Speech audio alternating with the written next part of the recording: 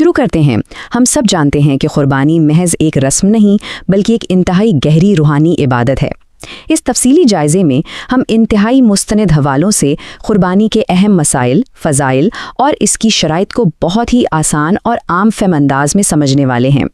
احکام کیا ہیں، اہمیت کیا ہے اور کن عام غلطیوں سے بچنا ضروری ہے، ان سب باتوں کو مرحلہ وار دیکھتے ہیں۔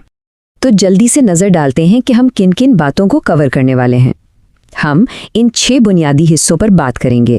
پہلے فضائل اور وعیدیں، پھر قربانی کا وقت اور وجوب، جانور کی عمر اور شرائط، ذبح کا صحیح طریقہ، گوشت اور کھال کی تقسیم کے اصول، اور آخر میں تکبیرات تشریق۔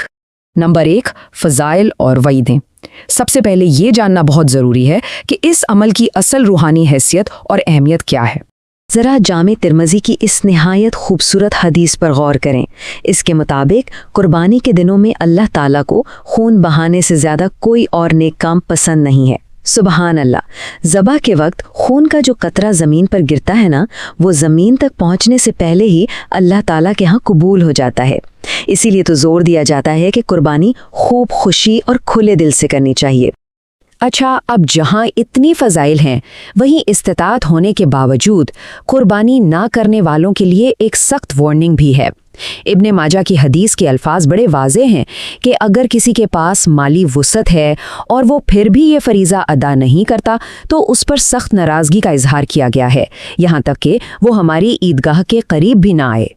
نمبر 2، وقت اور وجوب، یعنی قربانی کا صحیح وقت کیا ہے اور یہ کس پر فرض ہوتی ہے۔ دیکھیں، اس میں وقت کی پابندی بے حد ضروری ہے۔ قربانی کا باقاعدہ آغاز 10ویں ذی الحجہ کی صبح سے ہوتا ہے، لیکن شہروں یا قصبوں میں جہاں عید کی نماز ہوتی ہے وہاں نماز عید سے پہلے قربانی کرنا ہرگز جائز نہیں ہے۔ ہاں، دیہات میں صبح صادق کے بعد کی جا سکتی ہے، اور یاد رہے کہ یہ وقت 12ویں ذی الحجہ کا سورج غروب ہونے تک ہی رہتا ہے۔ اب سوال یہ ہے کہ کیا یہ ہر کسی پر واجب ہے؟ بالکل نہیں، اس کے لیے نصاب مقرر ہے۔ ہر وہ عاقل، بالغ اور مقیم مسلمان قربانی کا پابند ہے جس کے پاس اپنی روزمرہ کی بنیادی ضرورتوں کے علاوہ کم از کم 7.5 تولہ سونا یا 52.5 تولہ چاندی یا اس کی قیمت کے برابر نقدی، مال تجارت یا ضرورت سے زیادہ کوئی بھی سامان موجود ہو۔ یہاں ایک بہت بڑی غلط فہمی دور کرنا بہت ضروری ہے۔ ہم میں سے اکثر لوگ یہ سمجھتے ہیں کہ شاید قربانی حج کی طرح زندگی میں بس ایک دفعہ کر لینا کافی ہے۔ جی نہیں، ایسا بالکل نہیں ہے۔ زکوٰۃ کی طرح یہ بھی ہر سال واجب ہوتی ہے، اور اگر گھر میں میاں، بیوی یا بچوں کے پاس اپنا الگ الگ نصاب موجود ہے تو ان سب پر انفرادی طور پر قربانی واجب ہوگی۔ نمبر 3، جانور کی عمر اور شرائط۔ قربانی کی قبولیت کے لیے صحیح جانور کا انتخاب کیسے کیا جائے؟ جانوروں کی کم از کم عمر شرعاً مقرر کی گئی ہے۔ اونٹ کم از کم 5 سال کا ہو، جبکہ گائے یا بھینس کا 2 سال کا ہونا لازمی ہے۔ ان بڑے جانوروں میں زیادہ سے زیادہ 7 لوگ شریک ہو سکتے ہیں۔ دوسری طرف چھوٹے جانور یعنی بکرا، بھیڑ یا دمبا 1 سال کا ہونا چاہیے۔ البتہ اگر 6 مہینے کا دمبا یا بھیڑ اتنا موٹا تازہ ہو کہ دیکھنے میں ہی سال بھر کا لگے تو اس کی قربانی بھی بالکل درست ہے۔ عمر کے ساتھ ساتھ صحت بھی لازمی شرط ہے۔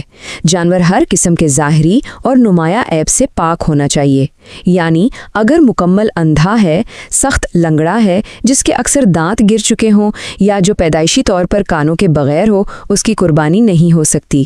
اسی طرح اگر سینگ جڑ سے ٹوٹا ہوا ہو یا جانور اتنا کمزور ہو کہ خود چل کر ذبح کی جگہ تک بھی نہ جا سکے تو ایسے جانور کو منتخب نہیں کرنا۔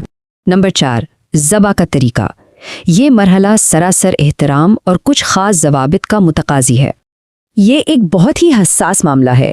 قربانی کے جانور کو بھوکا پیاسا رکھنا بالکل درست نہیں، اور اسے دوسرے جانوروں کے سامنے بھی ذبح کرنے سے گریز کرنا چاہیے۔ جانور کو نہایت نرمی کے ساتھ بائیں کروٹ پر قبلہ رخ لٹائیں، اس کے بعد مسنون دعا پڑھیں اور پھر تیز چھری سے بسم اللہ اللہ اکبر کہہ کر ذبح کا عمل تیزی سے مکمل کر لیں۔ ذبح سے پہلے اور بعد کی مخصوص مسنون دعائیں ہوتی ہیں۔ ان دعاؤں کے حوالے سے ایک خاص خیال اس بات کا رکھنا ہے کہ اگر کوئی اپنی طرف سے قربانی کر رہا ہے تو دعا کے آخر میں من نہیں پڑھے گا، اور اگر کسی اور کی طرف سے قربانی کی جا رہی ہے تو من کہہ کر اس شخص کا نام لیا جائے گا۔ نمبر 5 گوشت اور کھال کی تقسیم۔ ذبح کا عمل مکمل ہونے کے بعد ان برکتوں کو معاشرے میں کیسے بانٹا جائے؟ ویسے تو سارا گوشت خود بھی استعمال کیا جا سکتا ہے، شرعاً اس کی ممانعت نہیں، لیکن جو بہترین اور مستحب طریقہ ہے وہ کتنا خوبصورت ہے۔ وہ گوشت کو 3 برابر حصوں میں بانٹتا ہے، ایک حصہ غریبوں اور مساکین کے لیے، دوسرا رشتہ داروں اور دوستوں کے لیے، اور تیسرا اپنے ذاتی استعمال کے لیے۔ کھال کے معاملے میں کچھ بہت ہی واضح اور سخت احکامات ہیں۔ کھال صرف انہی لوگوں کو دی جا سکتی ہے جو زکوٰۃ کے حقدار ہیں، خاص طور پر دینی مدرسوں کو دینا دوہرے ثواب کا باعث ہے۔ اگر کھال بیچ دی جائے تو اس کی جو بھی رقم ملے اسے صدقہ کرنا واجب ہو جاتا ہے۔ اور سب سے اہم بات، کسائی کو اس کی مزدوری کے طور پر کھال یا گوشت کا کوئی حصہ ہرگز نہیں دیا جا سکتا، یہ سختی سے منع ہے۔ نمبر 6 اور ہمارا آخری حصہ، تکبیرات تشریق، ذی الحجہ کے ان مبارک دنوں میں اللہ کی بڑائی بیان کرنا۔ ان بابرکت دنوں میں اللہ کی توحید اور عظمت کا اقرار کرنا ہر اس فرد پر واجب ہے جو فرض نماز ادا کرتا ہے، اور تکبیر تشریق کے ان مخصوص اور خوبصورت کلمات کے ذریعے اسی مقصد کے لیے اللہ کی بڑائی بیان کی جاتی ہے۔ ان کے پڑھنے کے وقت کا خاص خیال رکھیں۔ تکبیرات کا سلسلہ 9ویں ذی الحجہ کی فجر سے شروع ہو کر 13ویں ذی الحجہ کی عصر تک جاری رہتا ہے۔